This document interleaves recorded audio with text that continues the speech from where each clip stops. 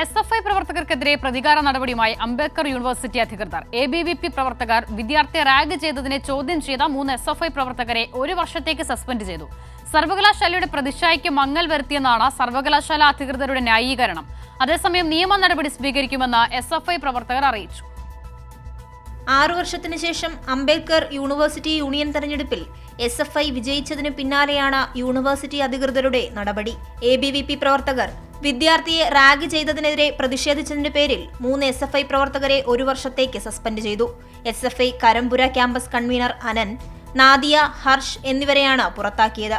3 ABVP പ്രവർത്തകർ ഉൾപ്പെട്ട സംഘം കോളേജിലെ വിദ്യാർത്ഥിയെ റാഗ് ചെയ്യുകയും ഭീഷണിപ്പെടുത്തുകയും ചെയ്തതിനെ തുടർന്ന് വിദ്യാർത്ഥിനി ആത്മഹത്യയ്ക്ക് ശ്രമിച്ചിരുന്നു.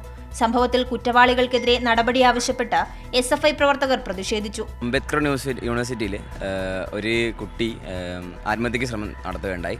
തൻ്റെ സഹപാഠികളിൽ നിന്ന് ഏറ്റ മാരകമായ റാഗിങ്ങും ബുള്ളിങ്ങിനും ശേഷമാണ് ഈ പെൺകുട്ടി ആത്മഹത്യയ്ക്ക് ശ്രമിച്ചത്. അപ്പം ഈ സംഭവത്തിൽ തുടർന്ന് അവരുടെ മാതാപിതാക്കളെ ഞങ്ങളെ കോൺടാക്റ്റ് ചെയ്യും. അതിനുശേഷം ഞങ്ങൾ ഈ സംഭവം പബ്ലിക്കിലേക്ക് വിടുകയും ചെയ്യുകയുണ്ടായിരുന്നു. അപ്പം അത് യൂണിവേഴ്സിറ്റിക്ക് മങ്ങലേൽപ്പിക്കുന്നു, യൂണിവേഴ്സിറ്റിയുടെ പ്രതിച്ഛായയ്ക്ക് മങ്ങലേൽപ്പിക്കുന്നു എന്ന കാരണം ചൂണ്ടിക്കാണിച്ചാണ് ഞങ്ങളിപ്പം സസ്പെൻഷൻ 1 വർഷത്തേക്ക് തന്നിരിക്കുന്നത്. പ്രതിഷേധം ആളിക്കത്തിയതിനു പിന്നാലെ കുറ്റവാളികൾക്കെതിരെ നടപടിയെടുക്കാനും സർവകലാശാല അധികൃതർ നിർബന്ധിതരായി. ഇതിനു പിന്നാലെയാണ് 3 SFI പ്രവർത്തകരെ സസ്പെൻഡ് ചെയ്തുകൊണ്ട് യൂണിവേഴ്സിറ്റി അധികൃതർ ഉത്തരവിറക്കിയത്. സർവകലാശാലയുടെ പ്രതിച്ഛായയ്ക്ക് മങ്ങൽ വരുത്തിയെന്നാണ് അധികൃതരുടെ ന്യായീകരണം. വിദ്യാർത്ഥികളെ പുറത്താക്കിയത് പ്രതികാര നടപടിയാണെന്ന് SFIയും പ്രസ്താവനയിൽ ചൂണ്ടിക്കാട്ടി.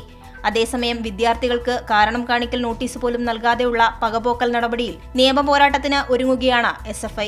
കൈരളി ന്യൂസ്, ദില്ലി.